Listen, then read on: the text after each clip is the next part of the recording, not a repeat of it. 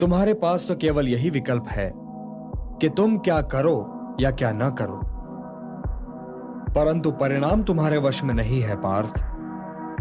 कर्म फल तुम्हारे वश में नहीं है। तुम्हारे अधिकार की सीमा इस विकल्प पर समाप्त हो जाती है कि तुम युद्ध करोगे या नहीं करोगे, किंतु युद्ध का परिणाम तुम्हारे हाथ में नहीं है।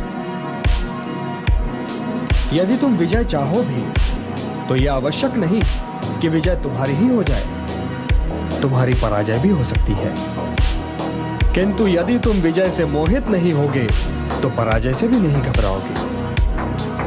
यदि तुम ये सोचो पार्थ कि चाहे विजय हो चाहे पराजय, किंतु तुम तो केवल इसलिए युद्ध कर रहे हो कि युद्ध करना तुम्हारा कर्तव्य है, तो विजय के सुख या पराजय के दुख का प्रश्न ही नहीं उठता। विजय और पराजय, जीवन और मृत्यु, सुख और दुख के प्रश्नों में ना उलझो और युद्ध करो। यदि इस युद्ध में तुम्हारी विजय हुई तो पृथ्वी का राज्य और यश भोगोगे, और यदि वीर गति को प्राप्त हुए तब भी यश के साथ साथ स्वर्ग पाओगे।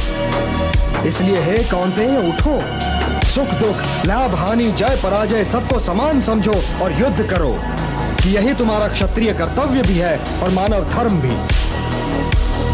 और जो न विजय से सुखी हो और न पराजय से दुखी, वही स्थित प्रज्ञ है, यही कर्म योग है। तुम सर्वश्रेष्ठ धनुर्धर हो, परंतु यदि तुम्हारा आखेट तनिक भी इधर से उधर हो जाए तो तुम चूक जाओगे। तुम्हारा अधिकार तुम्हारे बाण संधान पर है, तुम्हारा अधिकार तुम्हारी दृष्टि पर है, परंतु उस मृग पर तुम्हारा कोई अधिकार नहीं जिसकी ओर तुम बाण चला रहे हो।